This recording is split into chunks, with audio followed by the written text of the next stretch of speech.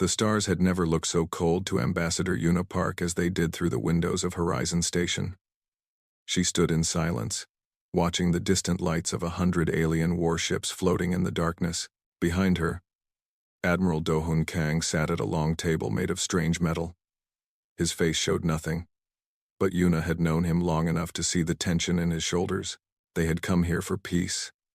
They had come with open hands and humble words. Humanity was young among the stars. Only 200 years ago, they had built their first ship that could travel between stars. In that time, they had met the elder races, the species that had ruled the galaxy for thousands of years.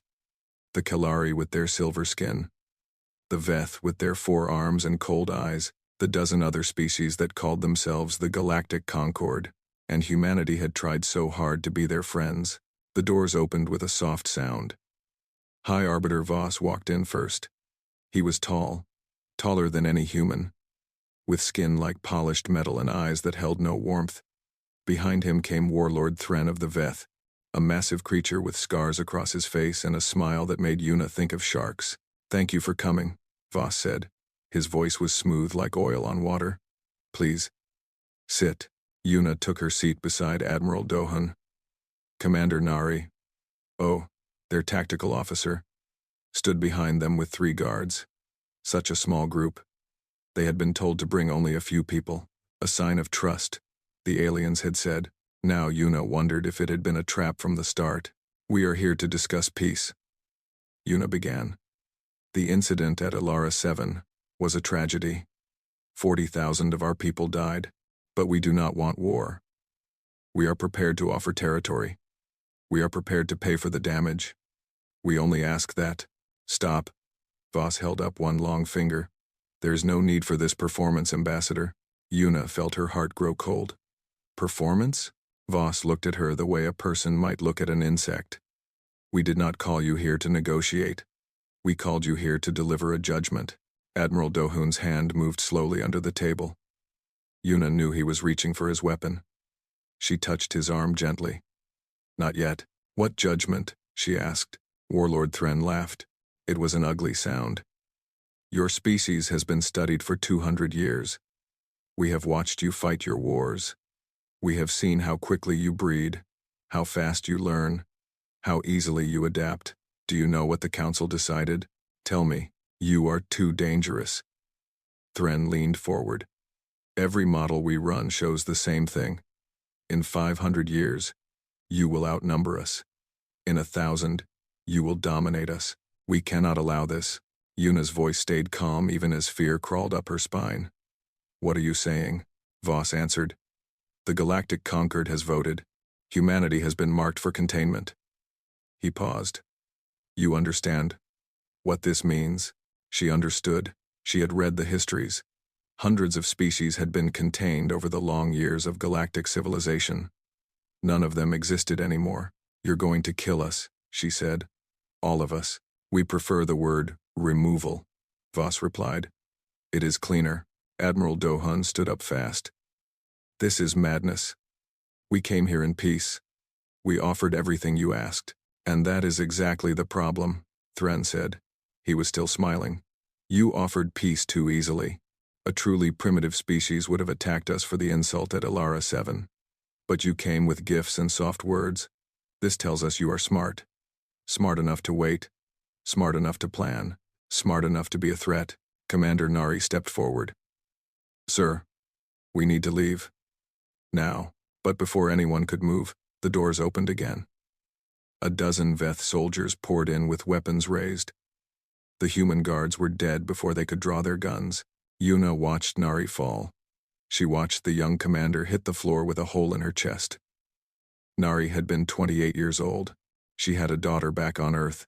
"Now," Voss said calmly, "let me tell you what has already happened." A screen appeared in the air. It showed images that made Una's stomach turn. Cities burning, ships exploding, people running and screaming and dying. "While you traveled here," Voss explained, "our combined fleet attacked your outer colonies. 12 worlds. We estimate 3 billion of your kind have already been killed. By this time tomorrow, it will be 10 billion. In a month, There will be no humans left. Minus det. Admiral Dohun made a sound like a wounded animal. Yuna knew why. His wife lived on one of those colonies. His children, his grandchildren. You monsters, he whispered. We did nothing to you. You existed, Thren replied. That was enough. Yuna stood slowly. Her body felt like it was made of stone, but her mind was perfectly clear. She looked at Voss, then at Thren, then at the soldiers who had killed her friends. You made a mistake, she said quietly. Thren laughed again. What mistake? You are helpless. Your fleet is small. Your technology is primitive. What could you possibly do? Yuna's eyes were cold as winter ice. You should have killed us all at once. All of us. In a single moment. Before we knew you were coming. She smiled. And it was not a kind smile. Now we know. Now we have time. And you will learn why that was your only chance. Voss looked uncomfortable for the first time. Take them to the cells. Execute the Admiral publicly. Let the humans see what happens to those who resist. The soldiers grabbed Dohun. He fought them. But there were too many. As they dragged him away, he looked back at Yuna. Their eyes met. In that moment, a message passed between them, without words. Wake them up, he said clearly. Then he was gone. They put Yuna in a cell with cold walls and no windows. She sat in the darkness and waited. Hours passed. She heard the announcement when they killed Dohun. She did not cry. There would be time for tears later. Now she had to believe, far away, on a planet called Earth, in a room buried deep beneath the mountains, a man named General Taewon Shin received a message. It was only 3 words long, Prometheus Protocol authorized. He read it twice. Then he closed his eyes and let out a long breath. May God forgive us. He whispered to the empty room. May God forgive us for what we are about to do. He pressed a button on his desk. Across the galaxy, in hidden places and secret bases, in ships that had been declared destroyed and graves that held no bodies, things began to wake up. Humanity had been preparing for this day for 200 years. The galaxy thought they were killing a primitive species. They were about to learn how wrong they were. General Taewon Shin walked through the underground halls of Geneva Command. The walls were made of thick metal and old stone. This place had been built in secret, 150 years ago, by people who knew that one day, humanity would need it. Lieutenant Saman Han walked beside him. She was young, only 25, with sharp eyes and a quick mind. She had been chosen for this assignment because she was the best of her generation, but she did not know what she was about to see. Sir, she said, I still don't understand. The reports say we've lost 30% of our colonies. Our fleet is scattered. How can we possibly fight back? Taewon did not answer. He stopped at a large door and pressed his hand against a scanner. The door opened slowly. Let me show you something, he said. They walked into a room filled with screens and computers. Dr. Mireille Choi stood at the center, surrounded by floating images. She was an old woman now, with white hair and tired eyes, but her mind was still sharp as a blade. General, she said, it's really happening, isn't it? Yes. Show her everything. Soman watched as Dr. Mireille pulled up files that should not exist. Images of ships that had never been built. Weapons that broke the laws of physics. Soldiers that were no longer fully human. When we first went to the stars, Dr. Mireille began. We thought we would find friends. Instead, we found graveyards.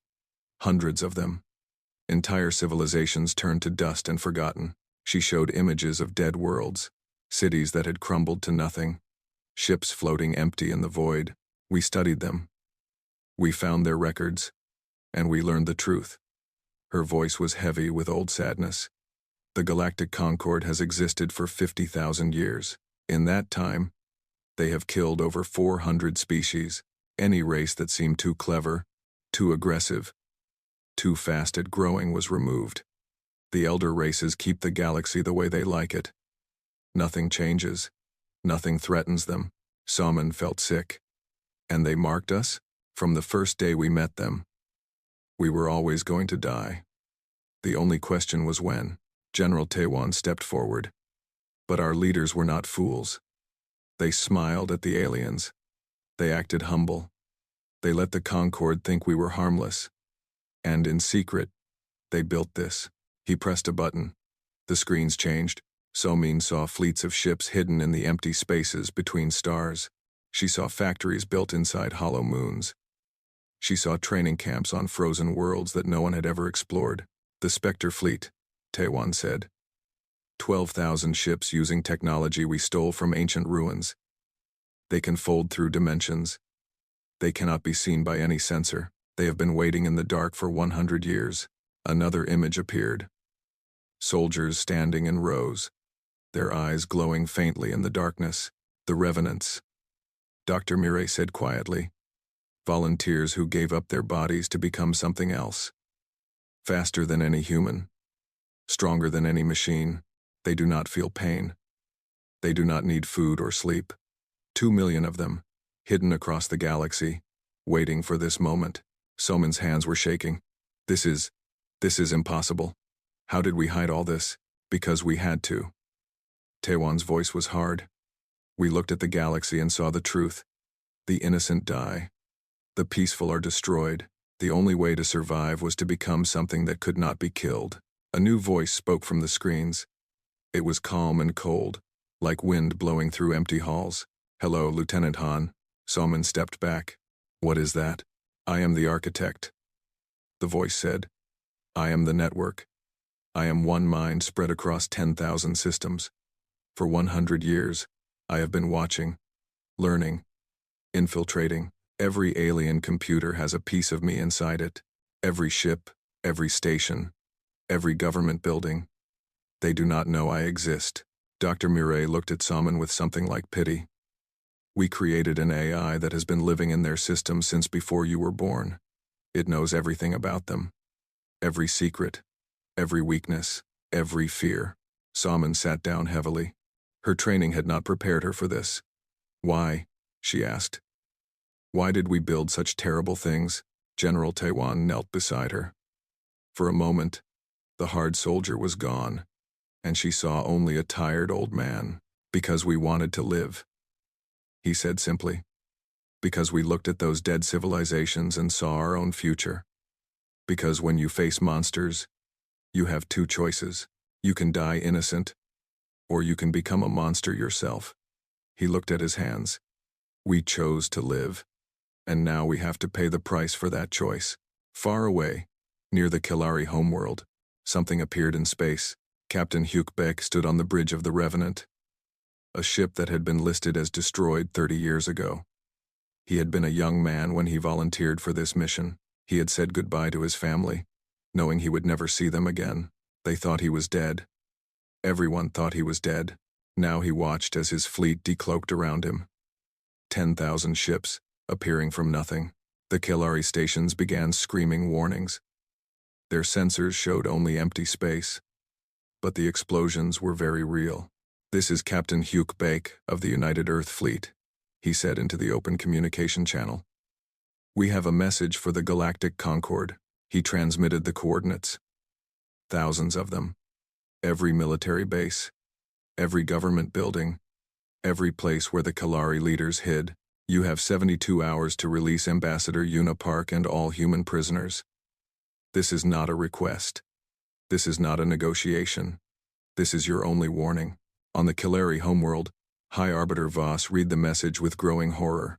His advisors were running around in panic. Their defenses had been useless. The human ships had appeared like ghosts. This is impossible, he whispered. They are primitive. They are weak. But the burning stations in his sky told a different story. In Geneva, General Taewon watched the reports coming in. The first phase was complete. The galaxy now knew that humanity had teeth. Lieutenant So-min stood beside him, her face pale but determined. What happens if they don't release her? She asked. Taewon's eyes were empty of mercy. Then we show them what happens to those who hurt our people, and we will not stop until they understand that some species should never have been threatened. The wolves had awakened, and the galaxy was about to learn the taste of fear. 72 hours passed. Ambassador Yuna Park was not released. High Arbiter Voss had looked at the human demands and laughed. Yes, they had surprised him. Yes, their ships had destroyed some stations. But the Concord had ruled the galaxy for 50,000 years. They had crushed hundreds of rebellions. They would crush this one too. He gave the order to begin the next phase. 100,000 warships from 12 species gathered near the Sol system, the largest fleet in galactic history. They would burn Earth to ash and end this human problem forever. Voss slept well that night. He dreamed of victory. He woke to screaming. His guards burst through the door. Their faces were white with fear. "What is happening?" Voss demanded. "Sir, the shipyards. All of them. They're gone." Voss ran to his command center. The screens showed fire and ruin.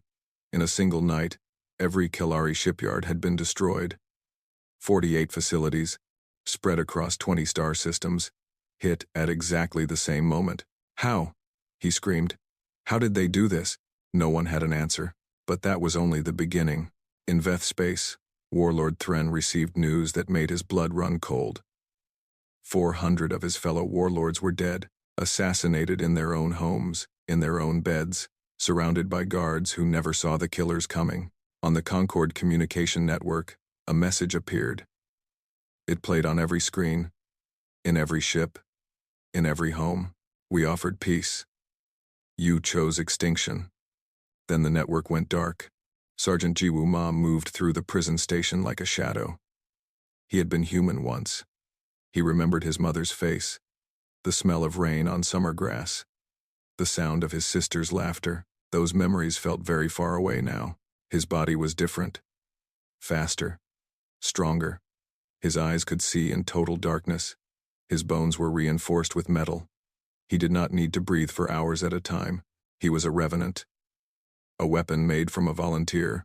12 of his brothers and sisters moved with him. They had killed 90 guards already, and they were not tired. They would never be tired. "Contact ahead," whispered Private Daeun Kim through their shared communication link. 20 hostiles. "Deal with them," Jiwoo replied. They did. It took 8 seconds. Jiwoo found Ambassador Yuna in a cell at the bottom of the station. She looked thin and tired, but her eyes were still sharp. When she saw Jiwoo, she smiled sadly. "So they really did it," she said. "They made the Prometheus soldiers. We came to bring you home, Ambassador."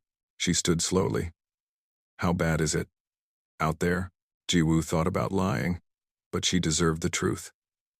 "The galaxy is burning. We're killing them faster than they can count their dead." Yuna closed her eyes. A tear ran down her cheek. "I tried so hard to avoid this. I believed peace was possible. They killed 3 billion of us before the first negotiation ended." Jiwoo's voice was flat. "Peace was never possible. They decided to murder us before we even sat down at the table." She looked at him then, really looked. She saw the scars on his body, the strange light in his eyes, the way he held himself like a machine wearing human skin. "What did they do to you?" she whispered. "What was necessary?" He held out his hand. "Come. Your people need you." Far away, the Concord fleet arrived at Earth. 100,000 ships, ready to destroy humanity's homeworld. But Earth was gone. The admirals stared at their screens in confusion. The sun was there. The other planets were there. But Earth and its moon had simply vanished. No debris. No energy signature. Nothing. Then their sensors started screaming. Ships appeared around them. Not thousands, millions. Human vessels of every size, pouring out of hidden places in space itself. They had been building in other dimensions, in pocket universes, in places the elder races had never discovered. The battle lasted 3 hours. When it ended, the greatest fleet in galactic history had been reduced to floating metal and frozen bodies. Ensign Hana Yu sat at her station on the command ship, monitoring alien communications. She was 23 years old. Before the war, she had wanted to be a music teacher. Now she listened to the enemy die. "Please," a Kelari captain begged over an open channel. "Please. We surrender. We give up. Just stop." The human response was silence. And then fire. Hana turned off her console. Her hands were shaking. "Are you all right?" asked her commanding officer. "I'm listening to them beg for their lives," she said quietly. "Yesterday, They were trying to kill every human alive. Today they're crying for mercy. She looked at her hands. What does it mean that I don't feel sorry for them? Her commander had no answer. In the galactic core, Warlord Thren hid in a fortress that had stood for 10,000 years, the most heavily defended place in the galaxy. 1,000 ships guarded the approaches. Energy shields that could stop a star's explosion protected the walls. He told himself he was safe. He told himself the humans could never reach him. Then his guards started dying, one by one. No warnings. No alarms. Just bodies falling in the darkness. Thren ran. He ran through halls his family had built over centuries, past paintings of his ancestors, past trophies from 100 conquered worlds. He ran until he reached his private chamber and sealed the door with every lock he had. He sat in the corner, holding a weapon. Waiting. Hours passed. Then he heard a voice. You ordered the attack on Alara 7. Thren spun around. A human stood in the shadows. A young woman with cold eyes and blood on her hands. That's impossible, he gasped. The doors were sealed. We've had 100 years to learn every secret of your technology. She stepped closer. You killed 3 billion innocent people. Children. Families. Old people who had never hurt anyone. It was war. It was necessary. Yes, she smiled. And it was terrible. Necessity. We understand necessity very well. She pressed a button on her wrist. The room filled with a soft light. We're going to take our time with you, she said. We want the galaxy to see what happens to those who murder our people. Consider it an educational broadcast. Thren's screams echoed through the halls of his fortress. They lasted for 3 days. Across the galaxy, every species with a screen watched what the humans did to the warlord who had ordered the genocide. Some turned away in horror. Some watched in silence. All of them understood the message. The humans were no longer prey. They had become something far worse. And they were just getting started. The Concord Parliament floated in the heart of the galaxy. It was a station the size of a small moon, built over 20,000 years by the combined wealth of 100 civilizations. Golden spires reached toward the stars. Gardens filled with flowers from 1,000 worlds bloomed in its halls. For 50,000 years, this had been the seat of galactic power, the place where elder races decided which species would live and which would die. Now it trembled as human ships surrounded it. Commander Bora Lee stood on the bridge of the battleship Judgment. She was 40 years old, a career soldier who had grown up on stories of alien wonder. As a child, she had dreamed of meeting the elder races, of learning their wisdom, of exploring the galaxy together. Those dreams had died with the colonies. Commander, her tactical officer reported. We have weapons lock on all primary targets. The Parliament's shields are failing. They're completely defenseless. Bora looked at the beautiful station. Inside were millions of beings, diplomats, families, children who had nothing to do with the decision to murder humanity. Hold fire, she ordered. Sir. I said hold fire. She turned to her communication officer. Open a channel to all human ships. I want everyone to hear this. A moment later, her voice echoed across the fleet. This is Commander Bora Lee. We have won. The Concord fleet is destroyed. Their military is broken. Their leaders are dead or captured. We have the power to end them completely. Right here, right now. She paused. But I'm not going to give that order. Not yet. Not until we remember why we fought in the first place. Her crew stared at her in confusion. We fought because they tried to kill us. Because they murdered 3 billion of our people for the crime of existing. We had every right to hate them. We had every right to want revenge. Her voice grew softer. But if we destroy this station, if we kill these millions of beings who had no part in the decision to attack us, then we become exactly what they feared. We become the monsters they said we were. A new voice came through the communication system. It was old and tired but carried the weight of authority. Well said, Commander. A shuttle appeared beside the Judgment. Elder Counselor Yunho Cha walked onto the bridge, supported by 2 aides. He was over 200 years old, kept alive by medical technology, one of the last living founders of the Prometheus Protocol. Elder Counselor, Bora said, bowing her head. I didn't expect you here. I came to remind you of something. Yunho walked slowly to the viewing window. I was 30 years old when we first met the aliens. I remember the hope we felt, the joy of knowing we weren't alone. He touched the glass. I was also there when we discovered the graveyards. When we realized what the Concord had done to species like us, I helped design the weapons we used. The ships, the soldiers. He turned to face her. Every day since, I have wondered if we made the right choice. We sacrificed so much of our humanity to survive. We turned our children into weapons. We built machines that could kill stars. We became something that terrifies even me sometimes. His eyes were wet with old tears. But I always told myself it was worth it, because survival meant we could still choose what to become. Dead, we are nothing. Alive, we can still be good. He gestured at the Parliament. This is the moment, Commander. This is where we decide what humanity really is.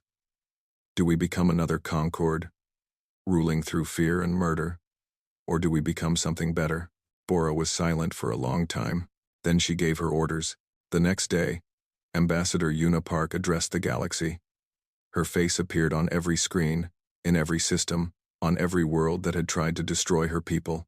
Citizens of the Concord, she began, you tried to kill us. While we came to you with peace, you sent fleets to burn our homes. While we offered friendship, you planned our extinction. 3 billion of our people died because you were afraid of what we might become. She let those words hang in the silence. You were right to be afraid. Look at us now. Look at what we became when you forced us to fight. We broke your fleets. We killed your warlords. We stand at the gates of your holiest places with weapons that could end your civilizations forever. Her voice softened. But we are not going to do that. Because that is not who we are. Behind her, images appeared. Human children playing in parks. Families eating dinner together. Old couples holding hands as they watched sunsets. We never wanted this war. Every weapon we built, we prayed we would never use. Every soldier we created, we mourned for the humanity they lost. You forced us to become your nightmare, but nightmares can end. We can wake up and choose a different path. She straightened her shoulders. Here is our judgment. The Galactic Concord is dissolved. Every species will govern itself. The leaders who ordered our genocide will face trial. War criminals will be punished. But the people, the billions of innocent beings who had no part in this decision, they will live. They will be free. She looked directly into the camera. You called us primitive. We were patient. You called us weak. We were waiting. But here is what you never understood. Strength is not just the ability to destroy. True strength is having the power to end your enemies and choosing mercy instead. This is humanity. This is what we are, and we will not let our rage turn us into you. The broadcast ended. Across the galaxy, beings of 100 species watched in silence. Many had expected death. Many had prepared for their worlds to burn. Instead, they received something they had never given to others, a second chance. High Arbiter Voss was brought before a human tribunal 3 days later. He stood in chains, surrounded by guards, facing the species he had tried to erase. He expected execution. He had ordered the death of billions. By any reasonable standard, he deserved to die. Admiral Do-hun's daughter, now Fleet Commander Jaeun Kang, delivered the verdict. High Arbiter Voss, you voted for the extermination of humanity. You watched as our colonies burned. You laughed as our people died. Her voice was steady. By our law, you could be executed. Many of my people want this. I want this. She stepped closer. But my father believed in mercy. He went to your peace talks believing that understanding was possible. You killed him for that belief. You made his hope into a joke. Her eyes were hard but not cruel. So here is your punishment. You will live. You will watch as the Concord you built crumbles. You will see humanity rise to heights your people never dreamed of. You will grow old knowing that everything you worked for was for nothing. She turned away. Take him. Let him watch the galaxy change. Let him see his life's work forgotten. That is worse than death for someone like him. As guards led Voss away, Jian stood alone in the empty chamber. She thought of her father, of his gentle smile, of the way he used to tell her that the best victories were the ones where no one had to die. "I hope you're proud of us, Father," she whispered. "I hope we're becoming the people you believed we could be." Outside, the stars were quiet. The war was over, but humanity's true test was just beginning. 50 years had passed since the reckoning. Grand Admiral Somin-Han stood at the window of her office on New Earth. The planet had been terraformed from a dead rock into a garden world, a symbol of humanity's determination to build rather than destroy. Cities of glass and steel rose toward the sky. Ships came and went from orbital stations, carrying traders and diplomats and tourists from 100 worlds. The galaxy had changed. The Terran Protectorate now stretched across 10,000 systems. Not an empire built on conquest, but a federation built on choice. Species that had once tried to destroy humanity now sent their children to human universities. Trade routes that had been closed for millennia now hummed with commerce. The old walls between civilizations had crumbled. Somin was 75 years old now. Her hair was gray, her face lined with the weight of decades, but her eyes were still sharp, still watchful. She had been a young lieutenant when the war began, an idealist who had been horrified by the weapons her people had built. Now she commanded those weapons, and she used them to protect, not to destroy. Her assistant knocked softly. "Admiral, Ambassador Park is here." Ambassador Emeritus Una Park entered slowly, leaning on a cane. She was over 100 years old now, one of the last living survivors of the Horizon Station betrayal. Her body was frail, but her mind remained brilliant. "Somin," she said warmly. "You look tired." "I'm always tired." Somin helped her to a chair. "But it's a good kind of tired. The kind that comes from building something worthwhile." Una smiled. "I remember when you were young. You questioned everything. You wondered if we had become monsters. I still wonder sometimes." Somin looked out the window. "We created terrible things to survive. We turned people into weapons. We built machines that could kill stars. I still have nightmares about what we did during the war." "Good." Una's voice was gentle. "The day we stop having nightmares is the day we've truly become monsters. Remembering the cost keeps us human." Across the planet, Council Leader Jiwoo Ma walked through a memorial garden. The names of the dead covered walls that stretched for kilometers. 3 billion from the initial genocide, 200 million soldiers who fell in the war, 50,000 revenants who had given up their humanity to protect their people. Jiwoo stopped at one section. The names of his original squad were carved there. Brothers and sisters who had fought beside him, who had died so others could live. He was different now. Medical technology had partially restored his human body. He could feel warmth again, taste food, cry real tears, but he would never be fully human again. The modifications went too deep. He didn't mind. He considered it a fair trade for the lives he had helped save. A group of young cadets passed by, guided by their instructor. They stopped when they saw him. "Council Leader Ma," the instructor said, bowing. "We didn't mean to disturb you." "You're not disturbing me." Jiwoo looked at the young faces. Human, Kilari, Veth, and others he didn't recognize. Children from a dozen species, training together, learning together. "What brings you here?" "We're studying the reckoning," one cadet said. She was Kilari, with silver skin and bright eyes. "Our professor said we should see the memorial." "What have you learned?" The cadets looked at each other nervously. Finally, a young human boy spoke. "We learned that your generation did terrible things to survive. That you became weapons. That you killed millions."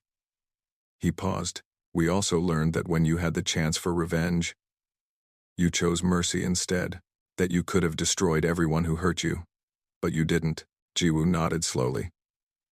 "Do you understand why?" "I think so."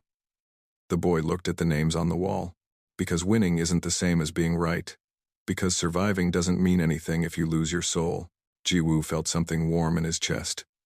"Pride, maybe. Or hope. Remember this place," he told them. "Remember what it cost. And remember what we chose at the end. That's how you honor the dead. Not by worshiping them, but by building a world they would have been proud of." On the other side of the galaxy, Ambassador Una taught her final class at the Galactic Academy. The lecture hall was filled with students from every species. They had come to hear the legendary diplomat speak. "You ask me about the war," she said, her voice still strong despite her age. "You want to know how we felt. Were we afraid when they attacked us? Were we angry when they killed our people?" She paused, letting the silence stretch. "I was heartbroken," she finally said. "You have to understand. We came to the stars with such hope. We studied your art, your music, your histories. We wanted to learn from you, to share with you, to be part of something greater than ourselves." Her eyes grew distant. "When you tried to kill us, we didn't feel fear or anger at first. We felt grief for the future we had dreamed of, grief for the friendship that would never be. We had to become something terrible to survive, and every day of that transformation hurt worse than any weapon." A young alien raised his hand. "Ambassador, do you regret what humanity did? The weapons, the soldiers, the war?" Yuna thought for a long moment. "I regret that it was necessary," she said finally. "I regret every life lost on both sides. I regret that the galaxy made us choose between extinction and becoming something that frightened even ourselves." She looked at the young faces before her. "But I do not regret that we survived. I do not regret that we found a way to become protectors instead of destroyers, and I do not regret that species like yours now have a chance to grow without fear of being erased." That evening, a new species made first contact with the Terran Protectorate. They were small creatures, with soft fur and large eyes. They had only developed interstellar travel a decade ago. When they encountered human ships, they trembled with terror. They had heard the stories. Everyone in the galaxy had heard the stories. The humans were the ones who had defeated the all-powerful Concord, the ones who had weapons that could destroy stars, the ones who had become something that nightmares were afraid of. Grand Admiral Sominhan went to meet them personally. She traveled for 3 days to reach their homeworld, a small green planet orbiting a yellow sun. The alien leaders waited for her in their capital city. Thousands of their people watched from windows and rooftops. Fear was thick in the air. Saman walked toward them alone, without guards or weapons. She stopped a few meters away and knelt so that she was at their eye level. "You're afraid of us," she said gently. "I understand. The galaxy tells stories about what humanity became during the reckoning. Some of those stories are true." The alien leader's voice shook. "Will you destroy us, like the others did to species before us?" Somin looked at the small creature. She thought of everything her people had suffered, everything they had done, everything they had chosen to become. "No," she said softly. "The galaxy was cruel because the strong chose cruelty. We choose differently." She reached out slowly and took the alien's tiny hand in her own. "Welcome to the stars, little ones. You're safe now." Behind her, visible in the evening sky, human ships stood guard. Thousands of them, spread across the system, watching over this new civilization, not as conquerors, not as destroyers, as protectors. The species that had nearly been erased had become the shield for everyone else. The monsters humanity had created now defended the innocent. The weapons they had built gathered dust in hidden vaults, hopefully never to be used again. The galaxy had tried to snuff out humanity's light. Instead, they had made it burn brighter than any star. And in the darkness between worlds, where new civilizations reached toward the sky with trembling hands, they found humanity waiting for them, not with weapons, but with welcome. This is how the story ends. Not with conquest or revenge or the destruction of enemies, but with children from 100 species learning together, with old wounds slowly healing, with a galaxy that finally understood what humanity had tried to tell them from the beginning.